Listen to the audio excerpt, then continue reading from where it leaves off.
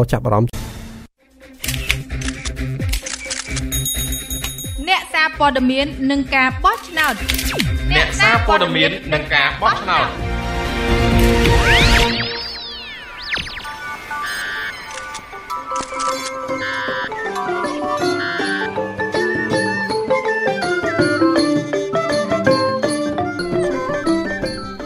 ចាលោកអ្នកនាងអ្នកបងប្អូនរួមជាតិដែលកំពុងតែតាមដានស្ដាប់កម្មវិធីផ្សាយសម្លេងរបស់វិទ្យុសារកា FM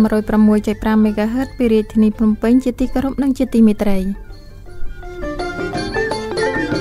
ចាកម្មវិធីអ្នកសារព័ត៌មាននិងការបោះឆ្នោតបានវិលមកជួបលោកអ្នកនាងអ្នកបងប្អូនរួមជាតិតាមកាលកំណត់ទៀតហើយចាយើងដឹងហើយថានៅចុងខែកក្កដាខាងមុខនេះនឹងមានការបោះឆ្នោតជ្រើសតាំងតំណាងរាស្ត្រអាណត្តិទី5បងប្អូនប្រជាពលរដ្ឋខ្មែរទាំងអស់ត្រូវតែចូលរួមជាចាំបាច់នោះផងដែរ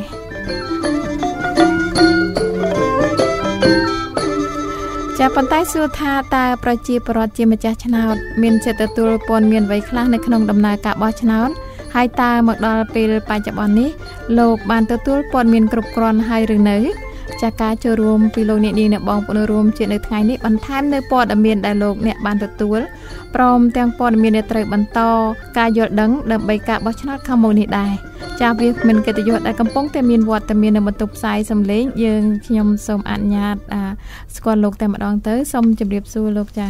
បាទសូមជម្រាបសួរចាសូមស្គាល់ឈ្មោះផងបាទ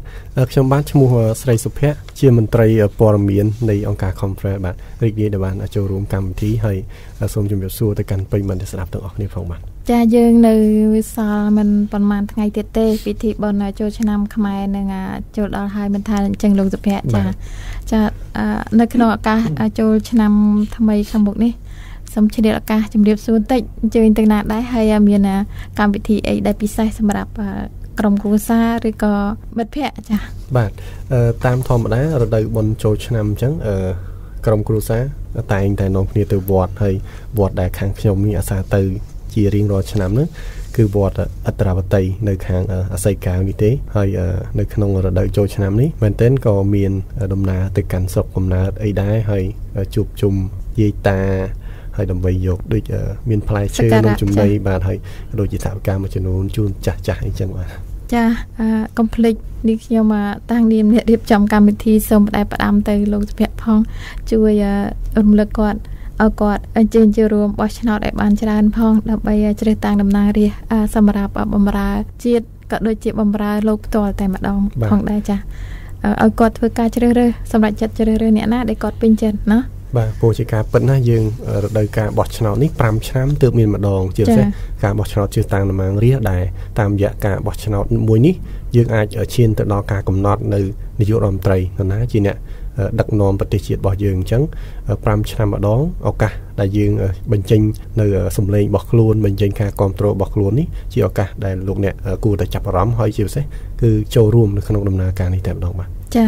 ងាកមកកាន់កម្មវិធីយើងវិញផងដែរចាតាមការពិតខ្ញុំត្រៀមសំណួរដែលត្រូវសួរទៅលោកអ្នកនាងនិងបងប្អូនរួមជាតិពិសេសលោកវាគ្មិនដែលអញ្ជើញចូលរួមតែម្ដងពាក់ព័ន្ធនឹងការបោះឆ្នោតថាតើលោកមកដល់ពេលនេះបានទទួលព័ត៌មានអ្វីខ្លះតាមពិតទៅជាសំណួរដែលសួរទៅប្រិយមិត្តចំណែកខាងលោកដែលអញ្ជើញមកពីអង្គការ Conference គឺជាបេសកកម្មការងារដែលលោកកំពុងតែអនុវត្តពាក់ព័ន្ធនឹងការផ្ដល់នូវព័ត៌មានជូនបងប្អូនប្រជាពលរដ្ឋហើយក្នុងនោះដែរបើតាមនេះខ្ញុំដឹងប៉ុន្តែមិនច្បាស់លាស់ទេអញ្ចឹងចង់សូមការបង្ហាញជូនលោកអ្នកនាងបងប្អូនរួមជាថាតើពាក់ព័ន្ធនឹងដំណើរការបោះឆ្នោតនឹងConferenceបានធ្វើវគ្គបណ្ដុះបណ្ដាលឬក៏ផ្ដល់នៅព័ត៌មានអ្វីខ្លះជូនដល់បងប្អូនប្រជាពលរដ្ឋហើយទៅដល់ទីកន្លែងណាខ្លះដែរចា៎បាទ Conference យើងជាអង្គការអង្កេតការបោះឆ្នោតដែលមានបទពិសោធន៍រាប់ឆ្នាំមកហើយនៅក្នុងប្រទេសកម្ពុជាយើង Conference មានគេហៅថាការិយាល័យនៅទូទាំងរាជធានីខេត្តទាំងអស់មានន័យថាទាំងនៅក្នុងរាជធានីភ្នំពេញក៏ដូចជាតាមបណ្ដាខេត្តយើងមានស្នាក់ការ Conference ហើយយើងមានអ្នកសង្កេតការនៅថ្នាក់មូលដ្ឋានដែលជាអ្នកស្ម័គ្រចិត្តនៅថ្នាក់ភូមិឃុំដែរដើម្បីគាត់អង្កេតមើលតើមានការអនុវត្តភារកិច្ចរបស់មន្ត្រីជាប់ឆ្នោតជាពិសេសក្រុមប្រឹក្សាគុំសង្កាត់នឹងអនុវត្តយ៉ាងដូចម្តេចដែរហើយនៅក្នុងកំឡុងពេលនៃការបោះឆ្នោតជ្រើសតាំងតំណាងរាស្ត្រឆ្នាំ2013នេះ Conference ក៏មានអ្នកសង្កេតការស្ម័គ្រចិត្ត ដែលលោកនៅថ្នាក់មូលដ្ឋាននោះរាយការណ៍ជាប្រចាំមានន័យថាតើគណៈបកនយោបាយលោកធ្វើសកម្មភាពអីខ្លះនៅថ្នាក់មូលដ្ឋានរបស់គាត់លោកនឹងរាយការណ៍មកអសនការកណ្ដាលហើយដំណឹងទាំងនោះយើងនឹងយកបង្ហោះជូននៅលើគេហទំព័រសម្លេងចាស់ឆ្នោតកម្ពុជាដែលលោកអ្នកអាចចូលបាន www.cambodiansvotervoice.org ឬក៏លោកអ្នកអាចចូលទៅ Google វាយអក្សរខ្មែរថាសម្លេងម្ចាស់ឆ្នោតឬក៏សម្លេងម្ចាស់ឆ្នោតកម្ពុជាលោកអ្នកអាចនឹងឃើញគេហទំព័រនោះហើយព័ត៌មានទាំងនេះជាព័ត៌មានដែលបញ្ជូនមកពីថ្នាក់មូលដ្ឋានមានន័យថាអ្នកសង្កេតការស្ម័គ្រចិត្តរបស់ Confrel ប្រមាណជាង200នាក់លោកនៅថ្នាក់មូលដ្ឋានលោកឃើញសកម្មភាពរបស់ខាងមន្ត្រីជាប់ឆ្នោតឬក៏សកម្មជនរបស់គណៈបកនយោបាយមន្ត្រីជាន់ខ្ពស់នៃគណៈបកនយោបាយលោកធ្វើសកម្មភាពនៅថ្នាក់មូលដ្ឋាននោះគាត់នឹងរាយការណ៍ជាបន្ទាន់មកស្នាក់ការកណ្ដាលតែម្ដងនេះជាសកម្មភាពដែលយើងធ្វើពាក់ព័ន្ធជាមួយនឹងការបោះឆ្នោតជ្រើសតាំងតំណាងរាស្ត្រដូចគ្នាក្នុងកំឡុងពេលនៃការបោះឆ្នោតដែលយើងដឹងហើយថាការឃោសនាបោះឆ្នោតនឹងមកដល់31ថ្ងៃមុនថ្ងៃបោះឆ្នោតអញ្ចឹងនៅខែមិថុនាខាងមុខខាងគណៈកម្មការ Conference នឹងក៏បានផ្ដល់ឱកាសសម្រាប់ប្រជាពលរដ្ឋដែលលោកចង់ចូលរួមជាអ្នកសង្កេតការស្ម័គ្រចិត្តខាង Conference នឹងជួយសហការជាមួយនឹងគណៈកម្មការជាតិរៀបចំការបោះឆ្នោតនៅក្នុងការចេញនៅប័ណ្ណសម្គាល់ខ្លួនសម្រាប់ប្រជាពលរដ្ឋដែលលោកចង់សង្កេតការស្ម័គ្រចិត្តនេះយើងនឹងសហការដោយរៀបចំសម្រួលការចុះឈ្មោះជាអ្នកអង្កេតការស្ម័គ្រចិត្តឲ្យប្រជាពលរដ្ឋជាពិសេសយុវជនដែលគាត់ចាប់អារម្មណ៍ចង់ធ្វើជាអ្នកអង្កេតការហើយព័ត៌មានលម្អិតលោកអ្នកអាចចូលទៅគេហទំព័ររបស់ Confrel បាទ confrel.org ឬក៏លោកអ្នកអាចចូលទៅ Google វាយពាក្យ Confrel គឺអក្សរមដាក់ស្រៈអនិងមហជើងវជើងរដាក់ស្រៈអែនិងលអញ្ចឹងលោកអ្នកអាចឃើញគេហទំព័រ Confrel ហើយយើងមានការចុះឈ្មោះមាន tab មួយនៅខាងលើនោះដាក់ថាចុះឈ្មោះជាអ្នកអង្កេតការស្ម័គ្រចិត្តដល់លោកអ្នកគ្រាន់តែប្រាប់ឈ្មោះហើយនឹងរូបថតមួយស្លឹកក្រុមការងាររបស់យើងនឹងជួយរៀបចំឲ្យតាក់ទងត្រឡប់មកវិញដែលយើងមានជាវគ្គបណ្ដុះបណ្ដាលដែរថាតើដើម្បីចូលរួមក្នុងដំណើរការបោះឆ្នោតហើយក្នុងនាមយើងជាអ្នកអង្កេតការយើងត្រូវមើលទៅលើចំណុចអីខ្លះហើយបើសិនជាចង់រាយការណ៍ព័ត៌មានតើរាយការណ៍របៀបម៉េចអីជាដើមបាទចាសូមអរគុណចាលោកអ្នកនាងនៅបងប្អូនរួមជាតិជាទីមេត្រីចានៅពេលនេះលោកអ្នកនាងនៅបងប្អូនរួមជាតិកំពុងស្ដាប់កិច្ចពិភាក្សាផ្សាយផ្ទាល់នៅក្នុងប្រធានបទការទទួលព័ត៌មានគ្រប់គ្រាន់សម្រាប់ការបោះឆ្នោតក្នុងពេលខាងមុខដែលរៀបចំឡើងដោយអង្គការឆេមសហការជាមួយអង្គការក្រុមប្រឹក្សាក្រមសីលធម៌អ្នកសារព័ត៌មានចាព័ត៌មានពិតនាំឲ្យមានការសម្រេចចិត្តត្រឹមត្រូវ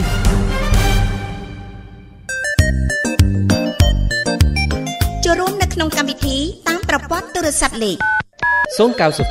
99 6000និង081 88 1065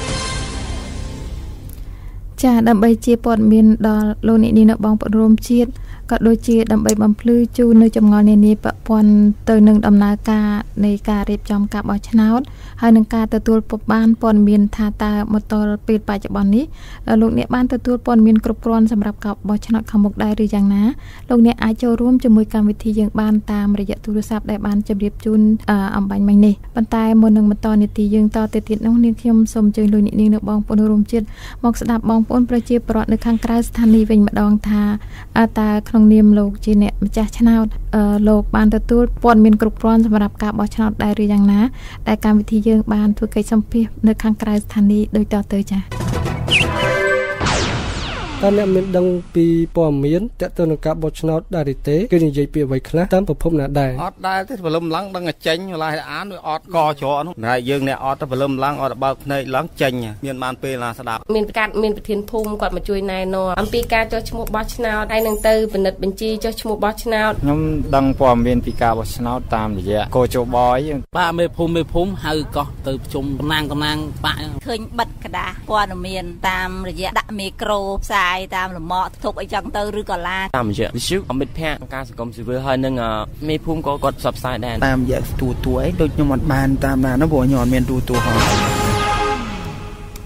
ចាអំបញ្ញមិញលោកអ្នកនាងបងប្អូនរួមជាតិបានស្ដាប់ប្រសាសន៍របស់បងប្អូនប្រជាពលរដ្ឋជំវិញការទទួលព័ត៌មានថាតើគាត់បានទទួលគ្រប់គ្រាន់ហើយនៅសម្រាប់ការបោះឆ្នោតខាងមុខនេះដោយសារប្រិមិត្តលោកទូរស័ព្ទចូលរួមនឹងខ្ញុំសូមទទួលទូរស័ព្ទគឺលោកណាល់ពីរាជធានីភ្នំពេញចាអាឡូជំរាបសួរលោកណាល់បានជំរាបសួរបងចាជំរាបសួរសុខសប្បាយទេលោកណាល់បានសុខសប្បាយធម្មតាទេអរគុណ ចាលោកណាlàចិត្តចូលឆ្នាំថ្មីហើយអញ្ជើញទៅណាដែរខ្ញុំនៅផ្ទះធម្មតាអត់ដឹងថាដើរលេងនៅខាងណា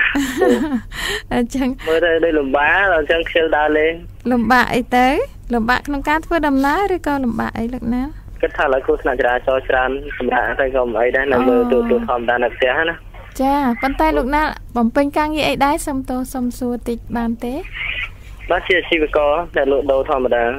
អ្នកលក់ដូរធម្មតាប៉ុន្តែមិនហ៊ានដើរដោយសារខ្លាចបញ្ហាចរាចរណ៍តែម្ដងទាំងលោកណាចាអញ្ចឹងអរគុណច្រើនវិលចូលមកកាន់កម្មវិធីយើងវិញលោកមានសំណួរអីពាក់ព័ន្ធជាមួយនឹងប្រធានបទរបស់យើងឬក៏មានចម្ងល់អីអាចអញ្ជើញចូលរួមតែម្ដងទៅណាបាទអរគុណសូមចូលរួមមតិសិនសួរតាមក្រោយចាព្រោះថាតើតើមួយនឹងព័ត៌មានបោះឆ្នោតខ្ញុំគិតថាសម្រាប់ខ្ញុំផ្ទាល់គឺខ្ញុំសូមបែងចែកចេញពីពីរគឺមួយសម្រាប់ព័ត៌មានបោះឆ្នោតខាងកោចបដែលគាត់ត្រូវផ្សព្វផ្សាយទៅឲ្យប្រជាពលរដ្ឋដឹងថាតើកាតព្វកិច្ចគាត់នៅយ៉ាងម៉េចគាត់ត្រូវទៅបោះឆ្នោតហ្នឹងគឺត្រូវចូលរួមយ៉ាងម៉េចអញ្ចឹងគឺនៅថ្ងៃខែណានៅទីតាំងមួយណារួចហើយត្រូវសុំទៅមើលឈ្មោះមើលអញ្ចឹងណាចាហ្នឹងគឺខាងកោចបគេរៀបរាប់ដូចជាច្រើនហើយអាចនិយាយបានថាគឺល្អប៉ុន្តែមួយទៀតគឺជាកាតព្វកិច្ចរបស់ប្រជាពលរដ្ឋដែរគឺធម្មតាទៅបោះឆ្នោតមិនមែនដើម្បីទៅបោះឆ្នោតមានន័យថាគឺគាត់ត្រូវទៅបោះឆ្នោតរើសឲ្យបានមនុស្សម្នាក់ដែលត្រឹមត្រូវមនុស្សល្អដែលជាអ្នកដឹកនាំដែលគាត់អាចពឹងពាក់អាស្រ័យបានអញ្ចឹងណាចាគឺចំណុចនេះគឺសំខាន់គឺត្រូវឲ្យគាត់ព្យាយាមតាមដានទៅលើគ្រប់គណៈបកនយោបាយហើយចំណុចនេះណាគឺអាចនិយាយបានថាសម្រាប់នៅស្រុកខ្មែរយើងគណៈបកនយោបាយគ្រប់គណៈបកគឺអត់មានភាពទូលំទូលាយទេហ្នឹងចំណុចហ្នឹងគឺសូមឲ្យព្យាយាមតាមដាននៅខ្លួនឯងហើយមួយវិញទៀតខ្ញុំសូមសួរទៅកាន់លោកវាគ្មិនព្រោះថាមកខាង conference ស្រាប់អញ្ចឹងណាព្រោះថាខ្ញុំចង់ចូលរួមធ្វើជាអ្នកខ្លោមមើលដែរហើយអញ្ចឹងអ្វីដែលខ្ញុំចង់បាននោះគឺខ្ញុំចង់ទៅដាក់ពាក្យផ្ទាល់ព្រោះថាតាមគេហទំព័រខ្ញុំអត់ទៅចេះបើកទេហើយណាមួយមិញក៏ខ្ញុំស្ដាប់អត់ទាន់ដែរហើយអញ្ចឹងខ្ញុំចង់ចូលរួមធ្វើជាអ្នកសង្កេតការណ៍តែខ្ញុំត្រូវបំពេញលក្ខខណ្ឌនេះខ្លះហើយទៅដល់ទីតាំងតែទីតាំងនៅកន្លែងណាដែរអញ្ចឹងណាចាបាទគឺមានតែប៉ុណ្្នឹងទេអរគុណច្រើនសូមជម្រាបលាបងអរគុណចាអរគុណច្រើនលោកណាលនេះខ្ញុំសូមជាប់ទូរស័ព្ទទៅប្អូនស្រីម្នាក់ទៀតពីភ្នំពេញដើម្បីឲ្យបាន2នាក់តែម្ដងអាឡូជំរាបសួរសៃមុំអូចាជំរាបសួរមិនសុខសប្បាយទេសៃមុំចាសុខសប្បាយបងសុខសប្បាយចូលឆ្នាំនេះទៅណាដែរទៅខាងស្រុកកំណើតបងស្រុកកំណើតនៅឆ្ងាយទៀតអូនខ្ញុំនៅហូពោធិ៍សាត់នៅហូពោធិ៍សាត់ប៉ុន្តែបំរុងទៅលេងនៅក្រុមគ្រួសារទេចូលឆ្នាំហ្នឹងចាខ្ញុំទៅបងថ្ងៃ13ទៅថ្ងៃ13ទៅស្រុកកំណើតហើយគិតថានឹងជួបជុំក្រុមញាតិគ្រួសារទាំងអស់ធ្វើអីដែរទៅវត្តបងចឹងអរគុណច្រើនពីការសួរសុខទុក្ខវិលមកកាន់កម្មវិធីយើងវិញជ័យមកមានអីចាអញ្ជើញតែម្ដងទៅណាខ្ញុំជម្រាបសួរខាងពូសុភ័ក្របាទជំរាបសួរបាទចាខ្ញុំនិយាយទៅខាងព័ត៌មាននៃការបោះឆ្នោតឃើញថាប្រកាសបោះឆ្នោតអញ្ចឹងខ្ញុំគិតថាវាទទួលយកបានណាបងចាប៉ុន្តែសម្រាប់ព័ត៌មាននៃការផ្សព្វផ្សាយគោលនយោបាយរបស់គណៈបកមួយវាអត់ទាន់បានទូលំទូលាយបងវាសម្រាប់គាត់នៅខ្វះទទួលព័ត៌មានខាងហ្នឹងណាព័ត៌មានពីគោលនយោបាយរបស់គណៈបកណាចាអីបងហ្នឹងហើយខ្ញុំពីមុនខ្ញុំបោះឆ្នោតខ្ញុំអត់មានឆន្ទៈស្ទាក់ស្ទើរអញ្ចឹងបងនិយាយខ្ញុំថាខ្ញុំមិនចង់ទៅមិនចង់អីខ្ញុំគិតថាប្រយោជន៍អីខ្ញុំគិតថាបោះឆ្នោតមានសារៈសំខាន់ទេដល់ពេលឥឡូវចង់ឥឡូវខ្ញុំមានការយល់ដឹងច្រើនបងខ្ញុំស្ដាប់អញ្ចឹងទៅខ្ញុំគិតថាបោះឆ្នោតជាលក្ខមានសារៈសំខាន់សម្រាប់ខ្ញុំផ្ទាល់ណាខ្ញុំនឹងទៅទៀតចាអញ្ចឹងខ្ញុំថាតែសំខាន់ខ្លាំងណាស់ដែលខ្ញុំបានស្ដាប់បានអីចឹងបងតារាខ្ញុំសួរអ្នករោងចក្រមួយចំនួនគាត់ថាបោះឆ្នោតក៏មិនដឹងបោះឲ្យខាងណាផងគាត់ចេះបោះតាមម៉ែឪប្រាប់តាមអីចឹងណាខ្ញុំនិយាយអ្នករោងចក្រនៅជិតខ្ញុំចាបានសេចក្តីទៅអូនកំពុងធ្វើការនៅរោងចក្រមែនទេហើយអត់ទេសុំទោសណាចាខ្ញុំពីមុនខ្ញុំធ្វើការរោងចក្រតែឥឡូវខ្ញុំអត់ទេបងខ្ញុំដូចនៅរោងចក្រចាហើយទៅពេលនិយាយខ្ញុំសួរគាត់4-10នាក់គាត់ច្រើនគាត់អត់ដឹងបងគាត់ដឹងពីគោលនយោបាយគាត់ដឹងពីថាបោះឆ្នោតហ្នឹងមានសារៈសំខាន់អីអត់ហើយយើងមានមើលគោលនយោបាយគណៈបកគាត់ថាខ្ញុំមិនដឹងអីទេខ្ញុំបោះតាមម៉ែអូនយកបោះទៅចាអញ្ចឹងខ្ញុំមានការសោកស្ដាយដែរបងតែខ្ញុំចង់ទៅនិយាយទៅថាតើវាមានគេថាវាអាចខាតបង់មិនអីថាជារដ្ឋមួយចំនួនគាត់អត់មានការយល់ដឹងនៅទូព័ត៌មាននៅគោលនយោបាយគណៈបកមួយអញ្ចឹងណាតើយើងទៅធ្វើម៉េចដើម្បីឲ្យគាត់មានចំណេះដឹងជាងទូគាត់ធ្វើបម្រើការងារតាមរោងចក្រតាមជនបទអីអញ្ចឹងណាឲ្យគាត់មានការយល់ដឹងអីអញ្ចឹងណាតើយើងត្រូវធ្វើម៉េចនៅឲ្យគាត់ទទួលព័ត៌មានដែលគាត់ចំណេះដឹងឲ្យគាត់ ជើរើមេដឹកនាំម្នាក់ដើម្បីដើម្បីបុគ្គលខ្លួនគាត់នៅប្រទេសជាតិណាខ្ញុំគិតថាវានៅខ្វះព័ត៌មានជីវរដ្ឋគាត់នៅតាមខេត្តនៅធ្វើការតាមរយៈតាមអីចឹងគាត់ថាម្នាក់និស្សិតអ្នកអេតរៀនបានច្រើនអញ្ចឹងគាត់ជាមានឆន្ទៈនឹងមានចំណេះដឹងអាចគាត់សម្រាប់ចិត្តការជើរើណាចាអានេះអូនបារម្ភចំពោះកម្មកររោងចក្រតែមួយមុខទេដែលគិតថាគាត់ច្បាស់ជាភាគរយនៃអ្នកដែលមិនយល់ដឹងហ្នឹងគឺច្រើនណោះចាបងគាត់អត់មានការយល់ដឹងច្រើនអញ្ចឹងខ្ញុំចង់ជម្រាបមើលណាតើយើងអាចបាត់លក្ខណៈនេះក៏អាចវិថាវាតែមានផតប៉ះពាល់អីខ្លះណាអញ្ចឹងចាហើយខ្ញុំគិតថាបោះឆ្នោតអញ្ចឹងខ្ញុំឃើញបងវាច្រើនខ្ញុំចាប់ចង់តាមខេត្តដែរអញ្ចឹងណាវាច្រើនជួបគាត់ថាបោះឆ្នោតទៅអត់មានបញ្ហាអីកើតឡើងទេបោះឆ្នោតដោយសុវត្ថិភាពខ្ញុំសួរតាមភូមិអញ្ចឹងចាប៉ុន្តែខ្ញុំសំខាន់ខ្ញុំចង់ឲ្យពេលឲ្យរាប់ស្លឹកឆ្នោតពេលអីអញ្ចឹងអាហ្នឹងយើងអត់មានបានឲ្យខាងណាចូលរួមអញ្ចឹងខ្ញុំមានការអបដាយដែរបងខ្ញុំចង់ឲ្យមានការចូលរួមរបស់ឆ្នោតចូលរួមអញ្ចឹងចាអរគុណច្រើនហើយមានអីទៀតទេតែប៉ុណ្្នឹងទេសីមុំណាចាបងហើយហ្នឹងហើយខ្ញុំមានតែប៉ុណ្្នឹងឯងបងចាអរគុណច្រើនហើយជូនពរឆ្នាំថ្មីសូមប្រកបដោយសេចក្តីសុខសុភមង្គលនិងសុវត្ថិភាពចាយើងបានទទួលប្រិមិត្ត2នាក់ហើយអញ្ចឹងសូមលោកវាគ្មិនជួយតែម្ដងទៅពាក់ព័ន្ធជាមួយនឹងសំណួររបស់បងណាល់ហើយនឹងសីមុំចាបាទអរគុណលោកណាល់ដែលចាប់អារម្មណ៍ចង់ចូលជាអ្នកអង្កេតការស្ម័គ្រចិត្តនេះខ្ញុំអាចជម្រាបជូនអំពីអាសយដ្ឋានរបស់ Conference យើងស្ថិតនៅផ្ទះលេខ138ផ្លូវ122បាទផ្ទះ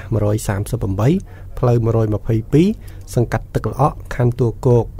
បាទបើសិនជាគិតទីតាំងងាយគឺនៅខាងក្រោយពេទ្យកុមារជាតិនៅខាងក្រោយពេទ្យកុមារជាតិនេះលោកអាចឃើញសាលា Westline មួយហើយនៅទល់មុខសាលា Westline ហ្នឹងគឺស្នាក់ការ Conference ដែលយើងលើកស្លាកទូចទេប៉ុន្តែមាន logo Conference បើសិនលោកស្គាល់ Conference អាចស្គាល់ logo ហ្នឹងហើយដោយសារតែយើងលើក logo ទូចហ្នឹងព្រោះការលើកផ្លាកសញ្ញា logo នេះត្រូវបង់ពន្ធបង់អីអញ្ចឹងហើយលោកក៏អាចតាក់ទងតាមរយៈប្រព័ន្ធទូរស័ព្ទលើតុដូចជា023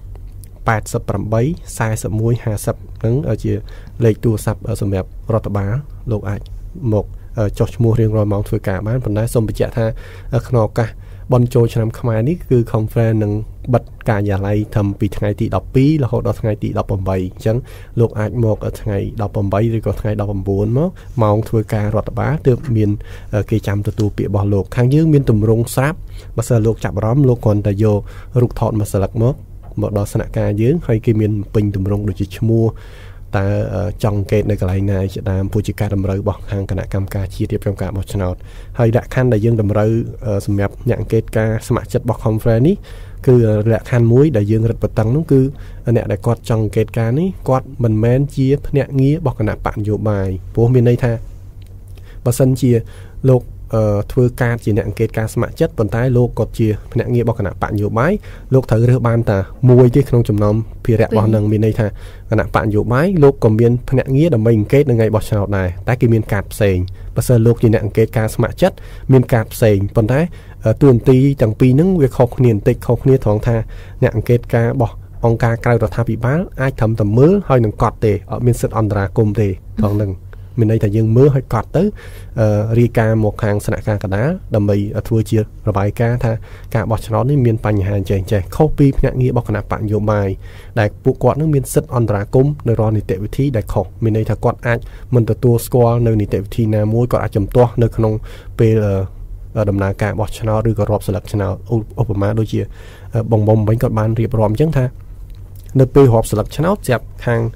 គណៈកម្មការរាប់ស្លឹកឆ្នោតហ្នឹងគាត់មើលទៅដូចអត់តំណងតាំងពីការប្រកាសក៏ប្រកាសអត់លឺអីជាដើមបើភ្នាក់ងារគណៈបកនយោបាយគាត់អាចស្រែកហ្មងថាសុំឲ្យប្រកាសលឺបន្តិចបើសិនជាមិនប្រកាសលឺទេអានឹងមានបញ្ហាគាត់អាចអន្តរាគមន៍ចឹងបានខុសពីអ្នកអង្កេតការស្ម័គ្រចិត្តរបស់អង្គការក្រៅរដ្ឋាភិបាលមានសិទ្ធិធម្មកត់ដែលមានន័យថាយើងមានទម្រង់ថាតើដំណាក់កាលរាប់ស្លឹកឆ្នោតនោះមានភាពមិនប្រក្រតីអត់យើងធីកថាមានភាពមិនប្រក្រតីយើងបញ្ជាក់ទៅថាការរាប់ស្លឹកឆ្នោតនេះมันបានប្រកាសលឺអីជាដើមអាហ្នឹងគឺខុសគ្នារវាងអ្នកអង្កេតការរបស់អង្គការក្រៅរដ្ឋាភិបាលនិងភ្នាក់ងាររបស់គណៈបកនយោបាយតាមពិតភារៈទាំងពីរហ្នឹងមានតួនាទីអង្កេតនៅដំណាក់កាលនៃការបោះឆ្នោតរាប់ស្លឹកឆ្នោតដូចគ្នាទេគ្រាន់តែ ទូនីតិរបស់យើងដូចរៀងចែកគ្នាដាច់បន្តិចចា៎បាទហើយងាកមកបងមុំវិញតាក់ទងជាមួយនឹងខ្វះព័ត៌មាននេះសំខាន់វាពាក់ព័ន្ធជាមួយនឹងលទ្ធផលឬក៏ប្រសិទ្ធភាពនៃសិលឹកឆ្នោតរបស់យើងវាជារឿងសំខាន់យើងឃើញថាដូចជាមុនអញ្ចឹងយើងបានស្ដាប់មើលនៅមតិរបស់ប្រជាពលរដ្ឋជាងឃើញថាអ្នកដែលគាត់រវល់ការងារហ្នឹងគាត់ថារវល់ទៅការងារគាត់ក៏អត់មានពេលបានតាមដានព័ត៌មានបោះឆ្នោតអញ្ចឹងនៅពេលដែលគាត់ទៅបោះហ្នឹងក៏គាត់ជួនកាលគាត់គិតថាបោះតាមគេប្រាប់ថាល្អអញ្ចេះឬក៏គាត់ធ្លាប់ដិតអារម្មណ៍ជាមួយនឹងគណៈបកនយោបាយណាមួយហ្នឹងគាត់ខាងគួរទៅបោះឲ្យគណៈបកនឹងមួយដែរទៅដើម្បីឲ្យការថាដំណើរការ business មុខចំនួនរបស់គាត់នឹងវាដំណើរការទៅមុខអញ្ចឹងប៉ុន្តែបើសិនជាគាត់បានទទួលនៅព័ត៌មានគ្រប់គ្រាន់តាក់ទងជាមួយនឹងគោលនយោបាយរបស់គណៈបកថាតើនៅពេលដែលគាត់បោះឲ្យនឹងគាត់នឹងបានប្រយោជន៍អីពីគោលនយោបាយឬក៏ពីការជាប់ឆ្នោតរបស់គណៈបកនោះវាល្អជាងការដែលគាត់នឹងទៅបោះឆ្នោតដែលគាត់មិនបានដឹងអីសោះព្រោះនៅពេលដែលយើងនិយាយពីការរៀបចំគោលនយោបាយនេះវាអាចពាក់ព័ន្ធជាមួយនឹងជីវភាពប្រចាំថ្ងៃរបស់ប្រជាពលរដ្ឋដូចគាត់ជាអ្នកធ្វើចំនួនអញ្ចឹងឬក៏គាត់ធ្វើការងារអីពីព្រលឹមចេញទៅរកស៊ីប្រឡប់ចូលវិញអញ្ចឹងបើសិនគាត់ចំណាយពេលបន្តិចបន្តួចដើម្បីតាមដានព័ត៌មាននឹងវាល្អថាតើដូចជាគាត់រកស៊ីអញ្ចឹងគាត់គួរតែដឹងថានៅពេលរបស់ឆ្នោតហើយវាអាចមានព្រឹត្តិការណ៍អី2015យើងមានសមាហរណកម្មអាស៊ានតើគាត់នឹងគួរទៅបានប្រយោជន៍អីអត់ពីការរួមបញ្ចូលគ្នារវាងអាស៊ានហ្នឹងបើសិនគាត់នៅតែបើកអាជីវកម្មដដែលចុះបើសិនជាមានការបញ្ចូលការបញ្ជ្រាបពីមានន័យថាសហភាគីប្រជាពលរដ្ឋអាស៊ានផ្សេងទៀតតើមុខចំនួនរបស់គាត់អាចប៉ះពាល់អត់អាហ្នឹងជាព័ត៌មានដែលគាត់គួរយកចិត្តទុកដាក់ហើយដូចគ្នាតាមធម្មតានៅពេលដែលយើងនិយាយពីការទទួលបានព័ត៌មាននេះវាតាក់ទងជាមួយនឹងប្រសិទ្ធភាពឬក៏ការធ្វើនៅគោលនយោបាយបន្ទាប់ដែរដូចជាបើសិនជាគាត់ចូលរួមកាន់តែច្រើនវាបង្ហាញពីតម្រូវការពិតប្រាកដរបស់គាត់នៅក្នុងការចង់ឲ្យមន្ត្រីជាប់ឆ្នោតឬក៏គណៈបកនយោបាយនេះលោកដាក់ផែនការមិនដើម្បីបំពេញចិត្តម្ចាស់ឆ្នោតខ្លួនឯងឧបមាថាដូចជាយើងឃើញថ្មីនេះរបាយការណ៍របស់អង្គការអន្តរជាតិមួយលោកស្រាវជ្រាវទៅឃើញថាប្រជាពលរដ្ឋយើងជាង 90% លោកពេញចិត្តជាមួយនឹងអ្វីដែលមានសពថ្ងៃអញ្ចឹងដល់ពេលរបាយការណ៍វាចេញបែបហ្នឹងវាអាចមានមុខព្រួញពីរមានន័យថាអ្វីដែលយើងមានរាល់ថ្ងៃហ្នឹងវាល្អហើយស្ថានភាពដែលគាត់មានរាល់ថ្ងៃអត់ល្អហើយគាត់ពេញចិត្តនឹងអាការប្រឡំឡើងចេញទៅធ្វើពាណិជ្ជកម្មពេលប្រឡប់ត្រឡប់មកវិញគាត់អត់ចង់បានអីអភិវឌ្ឍថែមទៀតទេគាត់អាចអភិវឌ្ឍថាបើសិនជាគាត់ចង់គាត់គួរតែធ្វើត្រឹមតែ6ថ្ងៃក្នុងមួយអាទិត្យអីហើយមានពេលទទួលព័ត៌មានតាក់ទងជាមួយនឹងការអភិវឌ្ឍខ្លួនឯងគាត់ទៅបដោះបដាបន្ថែមអំពីចំនួនរបស់គាត់ថាតើធ្វើម៉េចដើម្បីពង្រីកមុខរបរអាហ្នឹងវាជាអ្វីមួយដែលគួរតែទាញចេញពីរបាយការណ៍ឬក៏ការស្រាវជ្រាវរបស់អ្នកដែលគាត់សិក្សាអំពីការធ្វើអាជីវកម្មរបស់ប្រជាពលរដ្ឋនេះឯងអញ្ចឹងក្នុងន័យដែលអ្នកបោះឆ្នោតក៏ដូចគ្នាដែរបើសិនជាគាត់មានតម្រូវការជាក់ស្ដែងខ្លួនឯងគាត់ស្ដែងចេញពីតម្រូវការតែនោះជឿជាក់ថាអ្នកដែលគាត់រៀបចំគោលនយោបាយនឹងឆ្លើយតបទៅអ្វីដែលគាត់ចង់បានចាតាមពិតទៅសំណួររបស់ស្រីមុំក៏លោកសុភ័ក្របានឆ្លើយតបមួយចំនួនហើយក៏ប៉ុន្តែចំណុចសំខាន់ដែលកញ្ញាស្រីមុំនៅតែចង់បានហើយតែរហូតមកទល់ពេលនេះក៏កម្មវិធីយើងតែងតែបានទទួលអំពីថាតើធ្វើយ៉ាងណាដើម្បីទាក់ទាញដល់បងប្អូនប្រជាពលរដ្ឋមួយចំនួនដែលគាត់ពុំបានយកចិត្តទុកដាក់នឹងធ្វើការស្វែងយល់ហើយគាត់ពុំយល់ពីសារៈប្រយោជន៍សារៈសំខាន់នៃសញ្ញាឆ្នោតរបស់គាត់ដោយស្រីមុំបានលើកឡើងថាពីដើមក៏នាងទៅបោះឆ្នោតតាមតែពុកម្ដាយដែរប៉ុន្តែនៅពេលដែលបានយល់ដឹងមកក៏មានការសោកស្ដាយចំពោះសញ្ញាឆ្នោតមួយសញ្ញាដែលនាងបានទៅបោះហើយក៏ចង់ឲ្យយើងធ្វើយ៉ាងណាជួយបញ្ជ្រាបព័ត៌មានទាំងអស់ហ្នឹងទៅឲ្យបានដល់បងប្អូនប្រជាពលរដ្ឋឲ្យលោកយល់ដឹងអំពីសារៈសំខាន់នៃសញ្ញាឆ្នោតរបស់គាត់ឥឡូវនេះខ្ញុំសូមភ្ជាប់ទូរស័ព្ទទៅប្រិយមិត្តម្នាក់ទៀតគឺកញ្ញាលីណាមកពីពោធិ៍សាត់អាឡូជំរាបសួរលីណាចាជំរាបសួរបងថ្ងៃហ្នឹងនារីច្រើនណាស់ហើយជិតដល់ចូលឆ្នាំថ្មីហើយទំនេរច្រើនទេបានថ្ងៃហ្នឹងមានឱកាសចូលរួមជាមួយកម្មវិធីចាបងអត់មានអីធ្វើដែរហ្នឹងទំនេរដែរប្រហែលជាទំនេររហូតដល់ចូលឆ្នាំហើយឬក៏ទៅតែទំនេរថ្ងៃហ្នឹងទេដល់ចូលឆ្នាំវល់វិញបងពួកចូលឆ្នាំយើងត្រូវការដើរលេងអីនឹងរវល់ហើយបងត្រូវការដើរលេងអត់រវល់ទេស្មានតែត្រូវការអ្នកខ្លះដល់ពេលឱកាសចូលឆ្នាំឆ្លៀតពេលនឹងរកប្រកបមុខរបរទទួលទានដែលថាដូចជាលក់បាយលក់មាន់អាំងអីជាដើមហ្នឹងណាប៉ុន្តែលីនដាទំនេរនឹងរវល់នឹងដើរលេងគិតថាសបាយច្រើនអញ្ចឹងហ៎ចាអូ ចាបងដល់លេងនឹងតែខ្ញុំអាចចូលរួមជួយការងារខ្លះនៅក្នុងគុំខ្ញុំពួកអីនៅឯខាងគុំខ្ញុំនេះមានកន្លែងមួយដែលជារមណីយដ្ឋានដែរអញ្ចឹងខ្ញុំក៏ត្រូវចូលរួមដើម្បីជួយសម្រួលកន្លែងហ្នឹងដូចជាការលក់សម្បត្តិលក់អីដែរចឹងដែរហ្នឹងណាបងដើម្បីបានចាសុំតើអាចជម្រាបសួរតិចបានទេកំពុងបំពេញការងារអីលីណាជាអ្នកខ្ញុំជាពលរដ្ឋធម្មតាទេបងប៉ុន្តែខ្ញុំឃើញថាការងារហ្នឹងក្នុងនាមយើងជាយុវជនក៏ត្រូវចូលរួមសម្រួលគ្នាព្រោះប្រយោជន៍ទាំងអស់គ្នារបស់បងណានៅក្នុងមូលដ្ឋានហ្នឹងយើងបានការចូលរួមពីភ្ញៀវទេសចរមកយើងបានជំនួយគ្នាដើម្បីអភិវឌ្ឍភូមិឃុំយើងហើយកន្លែងហ្នឹងហើយអញ្ចឹងក្នុងនាមយើងជាយុវជនម្នាក់ពលរដ្ឋម្នាក់ក្នុងសង្គមនៅក្នុងមូលដ្ឋានហ្នឹងអញ្ចឹងជួយសម្រួលគ្នាទៅដើម្បីអភិវឌ្ឍភូមិឃុំយើងល្អណាស់ចាលីណាសុំដឹងទីកន្លែងបានទេក៏នៅកន្លែងណាដែរនៅពោធិ៍សាត់ដែលថាមានទេសចរណាចានៅខាងកន្លែងមូលដ្ឋានខ្ញុំហ្នឹងគឺនៅឃុំជាតិតុំស្រុកក្រកខេត្តពោធិ៍សាត់ចាមានរមណីយដ្ឋានអីដែលមានទេសចរទៅលេងច្រើនទេ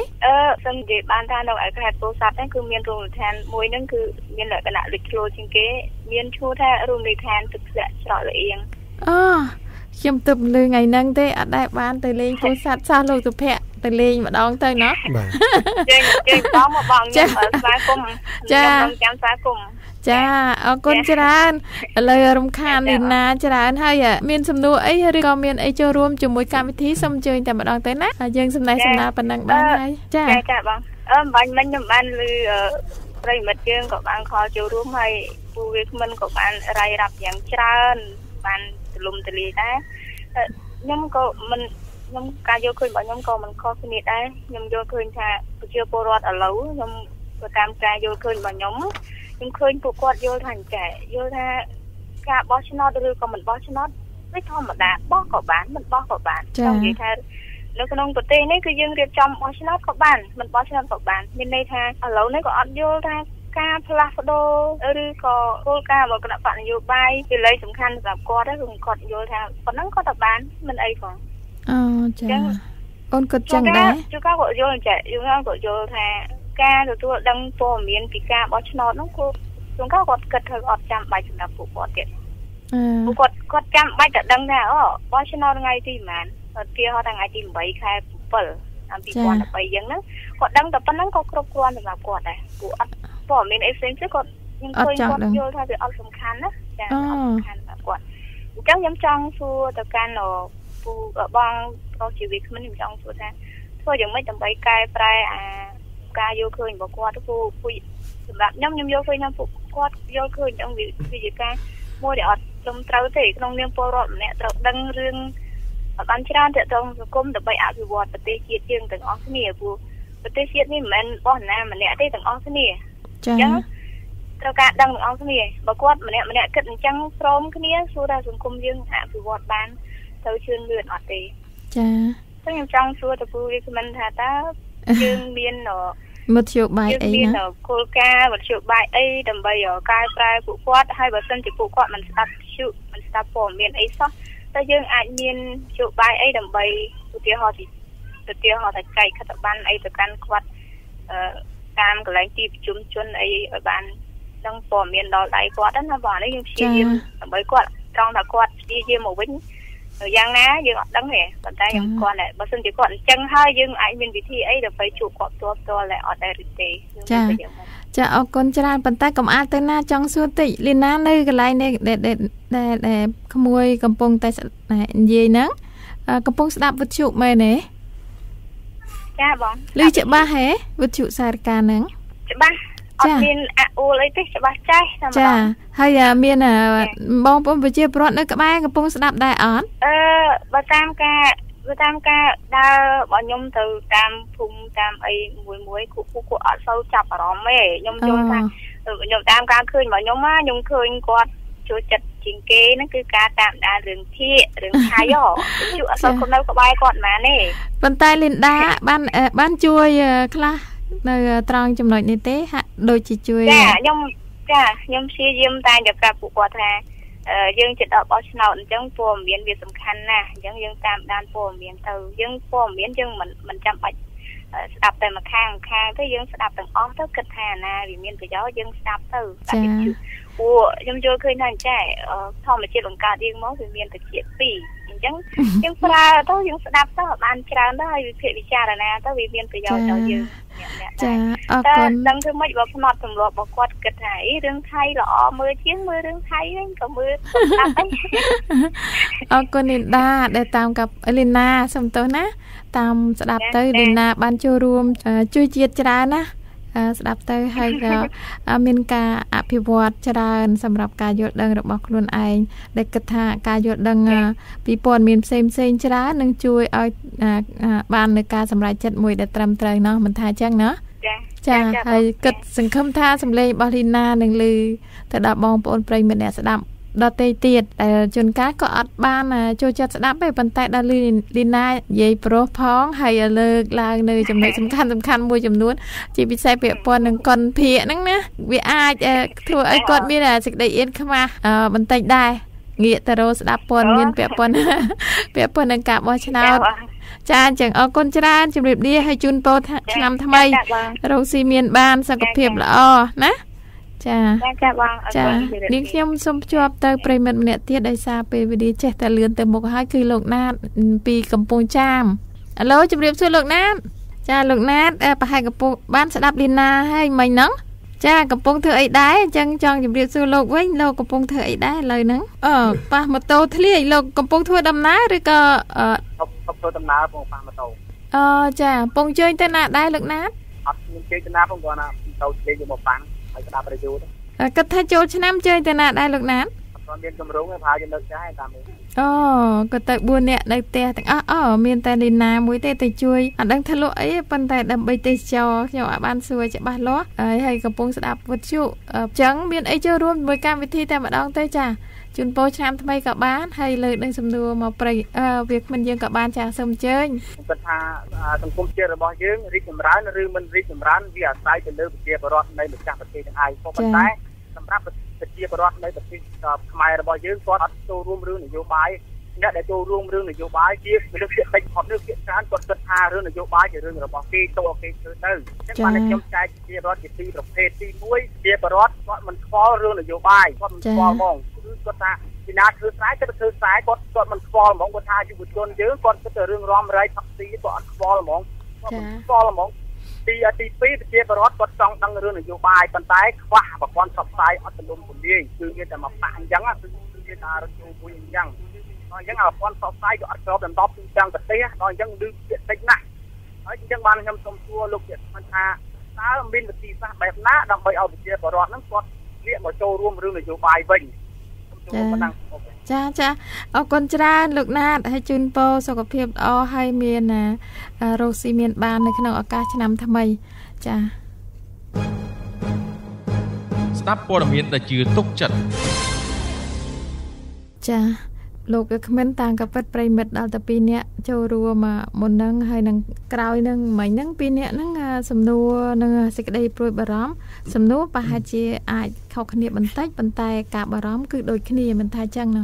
ហើយក៏ងាកមកកម្មវិធីយើងដែរក៏មានការបារម្ភដែរចង់ភ្ជាប់ជាមួយនឹងសំណួរប្រិមិត្តតែម្ដងទៅដោយសារប្រព័ន្ធផ្សព្វផ្សាយហ្នឹងក៏ពុំបានគ្រប់លំដាប់ទៅដល់ប្រជាពលរដ្ឋដាច់ស្រយាលតាមយោបល់របស់លោកគិតថាគួរមានវិធីសាស្ត្រអីបំពេញបន្ថែមដើម្បីឲ្យមានការយល់ដឹងដល់ម្ចាស់ឆ្នោតឲ្យបានទូលំទូលាយនឹងរួមក៏ទៅក្តីបារម្ភនឹងសំណួររបស់ខ្ញុំចូលគ្នាហើយនៅសំណួរផ្សេងដែលលោកអាចបំភ្លឺបន្តចាសូមអញ្ជើញចាបាទមែនតើជាបច្ចេកទេសនៅពេលដែលយើងនិយាយពីការចូលចិត្តរបស់ប្រជាពលរដ្ឋនៅក្នុងនយោបាយនេះវាអាចពាក់ព័ន្ធជាមួយនឹងពាក្យកលឹះ2ទី1នយោបាយនិងទី2ការចូលចិត្តថាតើប្រជាពលរដ្ឋគាត់មានអារម្មណ៍ម៉េចចំពោះនយោបាយមានអ្នកខ្លះរហូតដល់ថ្នាក់គាត់ប្រើសារ3តាក់ទងនឹងនយោបាយដូចថាអ្នកដែលធ្វើនយោបាយហ្នឹងមានតែ3ទេបើមិនជាប់គុកស្លាប់រត់ចោលស្រុកប៉ុន្តែគាត់មិនកលេចមកមើលមន្ត្រីដែលលោកជាអ្នកនៅបាទជាអ្នកនយោបាយខ្ញុំឃើញគាត់អាជីពនយោបាយរបស់គាត់ហ្នឹងធ្វើដូចជាកាក់កបហើយមានការក្លបខ្លាចអីច្រើនទៅវិញមិនក៏យើងមិនមើលក្នុងមួយជ្រុងផ្សេងទៀតបាទប៉ុន្តែ បើងាកមករឿងប្រព័ន្ធផ្សព្វផ្សាយវិញមែនទែនការផ្សព្វផ្សាយព័ត៌មាននយោបាយនេះដូចជានៅប្រទេសលោកដែលគេរីកចម្រើនដូចជាអាមេរិកអីហ្នឹងយើងឃើញការប្រើប្រាស់វិធីសាស្ត្រក្នុងការតាក់ទាញអ្នកអានឬក៏អ្នកដែលគាត់ទទួលបានព័ត៌មានពីប្រព័ន្ធផ្សព្វផ្សាយហ្នឹងងាកមកចូលចិត្តប្រព័ន្ធផ្សព្វផ្សាយហ្នឹងគេមានវិធីគេនោះគឺធ្វើម៉េចឲ្យប្រជាពលរដ្ឋយើងចូលចិត្តក្នុងនយោបាយហ្មងយើងឃើញដូចជាពេលឃោសនាជ្រើសរើសបោះឆ្នោតប្រធានាធិបតីអាមេរិកចឹងគេមានការកាត់คลิปខ្លីៗរបស់នាយករដ្ឋមន្ត្រីប្រធានាធិបតីរបស់គេឃោសនាមានសារខ្លីៗហើយមិចជាមួយនឹងបទចម្រៀងដែលមើលទៅដូចជាតាក់ទាញសម្បីតែសារខ្លីៗរបស់គេហ្នឹងវាមានលក្ខណៈកំសាន្តច្រើនជាងការអប់រំហើយការប្រើសារឬក៏ប្រើវិធីសាស្ត្របែបនេះវាមានប្រយោជន៍ច្រើននៅក្នុងការបញ្ជ្រាបទៅដល់ប្រជាពលរដ្ឋយើងជាពិសេសប្រជាពលរដ្ឋខ្មែរយើងដែលលោកដូចថាចូលចិត្តអ្វីដែលជាលក្ខណៈកំសាន្តជាពិសេសយុវជនរបស់យើងហ្នឹងវាប្រជាផ្សារដែលជាការកំសាន្តបែបនយោបាយនេះវាអាចនឹងមានប្រយោជន៍ជាងហើយជាបច្ចេកទេសផងដែរយើងឃើញថាបើសិនជាចង់ឲ្យប្រជាពលរដ្ឋនឹងគាត់ងាកមកចាប់អារម្មណ៍នេះគេមានទ្រឹស្ដីមួយថាគ្រាន់តែបង្ហាញបានហើយមិនបាច់ប្រាប់ទេទើបវាមានប្រសិទ្ធភាពជាងបើសិនជាមានអ្នកនៅក្បែរខាងរបស់ប្រជាពលរដ្ឋយើងគាត់ទៅធ្វើសកម្មភាពនយោបាយឬក៏គាត់មើលទៅវាគួរឲ្យជាគេហៅថា idol ដែលថាមើលទៅគួរជាតំណាងមួយអ្នកដែលនៅក្នុងចិត្តរបស់ប្រជាពលរដ្ឋនឹងវាអាចតាក់ទាញអ្នកផ្សេងទៀតឲ្យងាកមកចាប់អារម្មណ៍ក្នុងនយោបាយដូចគ្នាហើយចំពោះការប្រាប់នេះទៀតសោតជាបច្ចេកទេសនោះមិនមែនត្រឹមតែហេតុផលយើងប្រាប់ថានោះទៅបោះឆ្នោតវាមានប្រយោជន៍សម្រាប់ប្រទេសជាតិមានប្រយោជន៍សម្រាប់គ្រួសារមានប្រយោជន៍សម្រាប់ខ្លួនឯងប៉ុណ្្នឹងវាគ្រប់គ្រាន់ទេសំខាន់នៅពេលដែលយើងផ្ញើសារទៅអ្នកស្ដាប់ហ្នឹងវាត្រូវចិត្តរបស់គាត់ដែរមានន័យថាបើសិនជាផ្ញើសារទៅត្រូវចិត្តចំបេះដូងគាត់ហ្នឹងគាត់ងាកមកចាប់អារម្មណ៍ហើយគាត់កាន់តែចូលចិត្តជាមួយនឹងការបោះឆ្នោតទៀតអញ្ចឹងបញ្ហាសំខាន់នៅក្នុងប្រព័ន្ធផ្សព្វផ្សាយនេះគឺការផ្ញើសារនយោបាយជូនប្រជាពលរដ្ឋឬក៏ការធ្វើកម្មវិធីកម្សាន្តទាក់ទងនឹងនយោបាយជូនប្រជាពលរដ្ឋនេះវាជារឿងសំខាន់មួយដែលអាចតាក់ទាញប្រជាពលរដ្ឋនឹងឲ្យងាកមកចាប់អារម្មណ៍ជាមួយនឹងការបោះឆ្នោតបានដូចជាយើងឃើញហើយពីដើមមកប្រិមិត្តរបស់យើងក៏បានលើកដែរថាការរៀបរាប់របស់គណៈកម្មការជាតិរៀបចំការបោះឆ្នោតដែលជាស្ថាប័នមួយនឹងមានភារៈនៅក្នុងការផ្សព្វផ្សាយព័ត៌មានបោះឆ្នោតនឹងមានការផ្សព្វផ្សាយច្រើនតាមវិធីសាស្ត្រទូរទស្សន៍វិទ្យុខិត្តប័ណ្ណអីផ្សេងៗហ្នឹងគាត់ចូលចិត្តប៉ុន្តែក៏មានមួយចំនួននៅអត់ទទួលបានមូលហេតុអីដោយសារតែវិធីសាស្ត្រដែលផ្សព្វផ្សាយហ្នឹងវាអត់ទាន់ត្រូវចិត្តគាត់ទោះបីជាយើងចង់ដាក់ក្នុងប្រកាសទូរទស្សន៍វិទ្យុមិនក៏ដោយបើគាត់អត់មានពេលទៅមើលក៏អត់ទាន់ត្រូវចិត្តគាត់ក៏អត់ងាកមកចាប់អារម្មណ៍ដែរអញ្ចឹងមែនទែននៅក្នុងការបោះឆ្នោតនេះព័ត៌មានមូលដ្ឋានមួយចំនួនហ្នឹងប្រជាពលរដ្ឋលោកគូទៅដឹងជាពិសេសតាក់ទងជាមួយនឹងព្រឹត្តិការណ៍បោះឆ្នោតថាតើថ្ងៃនេះខែនេះឬក៏ខែបន្ទាប់មានសកម្មភាពអីតាក់ទងមួយការបោះឆ្នោតអាហ្នឹងគឺជាព័ត៌មានបឋមដែលម្ចាស់ឆ្នោតលោកគួរតែដឹងហើយតាក់ទងជាមួយនឹងបោះឆ្នោតទៀតសោតតើថ្ងៃណាដែលនឹងរៀបចំការបោះឆ្នោតប្រជាពលរដ្ឋលោកជាអ្នកបោះឆ្នោតហ្នឹងលោកគួរតែដឹងព័ត៌មានអីតាក់ទងជាមួយនឹងការបោះឆ្នោតដូចជាតើគាត់យកឯកសារអីខ្លះដែលអាចបោះឆ្នោតបានអាហ្នឹងសិតតែជាព័ត៌មានមូលដ្ឋានដូចគ្នាថាតើគាត់អាចទៅបោះបាននៅកន្លែងណាឈ្មោះរបស់គាត់មាននៅកន្លែងណាការិយាល័យរបស់គាត់នៅកន្លែងណាអាហ្នឹងសិតតែជាព័ត៌មានមូលដ្ឋានមួយដែលខាងគណៈកម្មការជាតិរៀបចំការបោះឆ្នោតលោកគួរจะយកចិត្តទុកដាក់នៅក្នុងការផ្ដល់ព័ត៌មានហើយកន្លងមកយើងឃើញខាងកោជបលោកមានវិធីសាស្ត្រនៅក្នុងការផ្ដល់ព័ត៌មានតាមរយៈមេភូមិមេឃុំអីមានប្រសិទ្ធភាពប៉ុន្តែយើងនៅតែចង់ឃើញការផ្ដល់ព័ត៌មាននេះវាអត់មានថាខ្វះចន្លោះទោះបីជាពិបាកនៅក្នុងការរំពឹងទុកប៉ុន្តែយើងសង្ឃឹមថាខាងកោជបនឹងយកចិត្តទុកដាក់តាមរយៈការសហការជាមួយនឹងអង្គការសង្គមស៊ីវិលឬក៏អង្គការយុវជនដែលលោកធ្វើការតាក់ទងជាមួយនឹងការបោះឆ្នោតនេះលោកជួយផ្សព្វផ្សាយបន្តទៅវាអាចនឹងមានប្រសិទ្ធភាពថែមទៀតអធិស្ឋានផងដោយសារលោករដ្ឋានៅកណ្ដាលក៏នៅខេត្តកណ្ដាលក៏រងចាំយូរចានឹងខ្ញុំសូមជាប់ទៅលោករដ្ឋាតែម្ដងទេចាអាឡូជំរាបសួរលោករដ្ឋាបាទជំរាបសួរបាទដោយសារតែពេលខ្លីបាទខ្ញុំសូមជម្រាបសួរសំណាក់បន្តិចដែរពីព្រោះថានិយាយពីការទទួលបាននៃព័ត៌មាននៃការបោះឆ្នោតណាបើសិនជាយើងនិយាយពីការទទួលបានពីខាងកោជបវិញដោយជាប្រិមិត្តយើងខាងដើមអញ្ចឹងគេថាវាទៅរួមជាមួយដែរពីព្រោះថាខាងកោជបហ្នឹងគេតែងតែប្រកាសថាដល់ថ្ងៃនេះធ្វើឈ្មោះចូលឲ្យយ៉ាងទៅមើលឈ្មោះអីអញ្ចឹងណានឹងទៅតាមផ្នែកខាងកោជបប៉ុន្តែបើផ្នែកខាងដូចថាប្រព័ន្ធផ្សព្វផ្សាយយើងសំខាន់ណាស់នៅក្នុងសង្គមប្រជាធិបតេយ្យវាសំខាន់ណាស់បើគឺថាប្រព័ន្ធផ្សព្វផ្សាយរបស់គណៈបកនីមួយៗហ្នឹងដើម្បីផ្សព្វផ្សាយឲ្យគណៈបកនីមួយៗហ្នឹងគេបញ្យល់ពីគោលនយោបាយរបស់គណៈបកគេនីមួយៗហ្នឹងតើវាធ្វើរបៀបម៉េចអីរបៀបម៉េចប៉ុន្តែបើសិនជាយើងក៏លេខមើលសង្គមយើងសពថ្ងៃហ្នឹងបើសិនជាប្រព័ន្ធផ្សព្វផ្សាយរបស់គណៈបកកណ្ដាលអំណាចគឺថាទៅរួមទៅនិយាយណា ហើយបើសិនជាយើងទៅលើទៅមើលគណៈបដិធម្មមាននិន្នាការមិនស្របទៅនឹងរដ្ឋាភិបាលវិញគឺថាប្រព័ន្ធផ្សព្វផ្សាយគឺថាជាទៀតមែនតើណាគឺថាបើសិនជានៅតាមតំបន់នៅតាមទីរួមខេត្តនៅតាមដូចថានៅទីក្រុងភ្នំពេញនៅតាមជាក្រុងភ្នំពេញនៅប្រមាណខេត្តតែប៉ុណ្ណោះរីឯនៅតាមប្រព័ន្ធខេត្តឆ្ងាយហ្នឹងគឺថាមិនសូវជាបានជ្រុតជាតិពីព័ត៌មានពីគណៈបកមិនស្របរដ្ឋាភិបាលប្រមាណទេហើយនៅពេលដែលបងប្អូនគាត់ទៅជ្រើសរើសបោះឆ្នោតហ្នឹងដូចជាបងប្អូនព្រៀនយើងខាងដើមក៏បានលើកអញ្ចឹងបងប្អូនខ្លះហ្នឹងគាត់ទៅបោះឆ្នោតហ្នឹងគាត់បោះឆ្នោតទៅតាមពុកតាមម្ដាយយើងអញ្ចឹងទៅបោះឆ្នោតទៅតាមមិត្តភក្តិតាមអីអញ្ចឹងទៅដោយឃើញតាមផ្អើតាមពងតាមអីអញ្ចឹងទៅអញ្ចឹងនៅពេលដែលគាត់បោះឆ្នោតជ្រើសរើសគណៈបកនីមួយដែលគាត់មិនបានយល់ដឹងពីគោលនយោបាយអីអញ្ចឹងវាអាចប៉ះពាល់របស់គាត់វិញពីព្រោះអីពីព្រោះថាគាត់បោះឆ្នោតជ្រើសរើសអ្នកតំណាងមិនល្អអញ្ចឹងអ្នកតំណាងមិនល្អហ្នឹងវាប៉ះពាល់ផលប្រយោជន៍មកដល់គាត់វិញនឹងគាត់វិញនឹងសង្គមហ្នឹងវាមានជាទៀតលំបាកវិទ្យាទំនិញឡើងថ្លៃអីអញ្ចឹងទៅអញ្ចឹងដល់ពេលដែលប្រព័ន្ធផ្សព្វផ្សាយរបស់គណៈបកប្រឆាំងអញ្ចឹងលំបាកអញ្ចឹងបែបហើយខ្ញុំសំណូមពរខាងអង្គការសង្គមស៊ីវិលជាខាងល្បីខាងគេហៅថាឯករាជ្យហ្នឹងណាអញ្ចឹងគាត់nakធ្វើកម្មវិធីឲ្យបានច្រើនជើងគណៈក្រៅរដ្ឋាភិបាលហើយពីព្រោះថាគណៈបកក្រៅរដ្ឋាភិបាលហ្នឹងគ្នាអត់មានប្រព័ន្ធផ្សព្វផ្សាយទេអញ្ចឹងបើសិនជាអង្គការសង្គមស៊ីវិលឬមកខាងវិទ្យុ VOD ហ្នឹងគាត់មានលទ្ធភាពដែលអាចធ្វើកម្មវិធីតាមប្រព័ន្ធផ្សព្វផ្សាយអញ្ចឹងគាត់nakបញ្ជូនគណៈបកដែលថាមិនធ្វើមានប្រព័ន្ធផ្សព្វផ្សាយហ្នឹងដើម្បីបញ្ជូនគាត់មកឲ្យមកសួរដេញដោល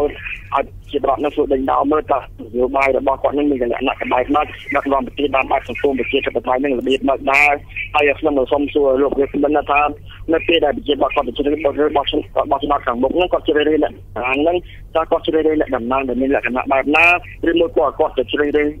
អ្នកតំណាងរបស់គាត់នឹងតាមរយៈការបោះដូរដូចជាអ្នកខ្លះទៅគាត់លើកឧទាហរណ៍ឲ្យជាផ្លូវជាស្ពានជាសាលារៀនអ្នកខ្លះក៏ឲ្យសន្យាឲ្យនេះឲ្យនោះអញ្ចឹងទៅណាអញ្ចឹងខ្ញុំជម្រាបមិនថាបងប្អូនអ្នកទៅបោះឆ្នោតហ្នឹងជ្រើសរើសពីគោលនយោបាយរបស់គណៈបកឬមួយទៅបោះឆ្នោតនឹងតាមរយៈការបោះដូររបស់សមគុណសូមជម្រាបលាចាអរគុណច្រើនលោករស្មីជូនពរសុខសប្បាយហើយឱកាសឆ្នាំថ្មីហ្នឹងជួបនឹងសេចក្តីសុខសុភមង្គលគ្រប់ប្រការចាយើងសល់ពេល3នាទីទៀតប៉ុន្តែសូមទទួលលោករស្មីអនុញ្ញាតតែ1នាទីទេពីពេលវែងអាឡូជម្រាបសួរលោករស្មីចាប្រហែលជាលោកបាទហើយយើងខ្ញុំនោះចាលោករស្មីយើងសល់ពេលខែកណាសូមសង្ខេបឲ្យខ្លីហើយខ្លឹមតែម្ដងទៅលោករស្មីចាអូនបងថ្ងៃយើងជិះឡានចាស់មានចំណាស់30ឆ្នាំជាងហើយដៃជាទៀងទៀតយើងទៅបាក់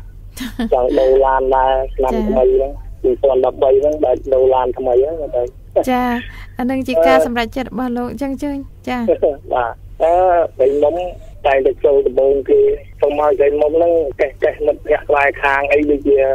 កម្មការនេះអីឲ្យចេះដឹងផងចាតែលេចណាហ្នឹងការចេះដឹងហ្នឹងហើយពីព្រោះថាអ្វីដែលសពថ្ងៃហ្នឹងគឺមិនទៅជាចង់ឲ្យព័ត៌មានហ្នឹងដឹងទេ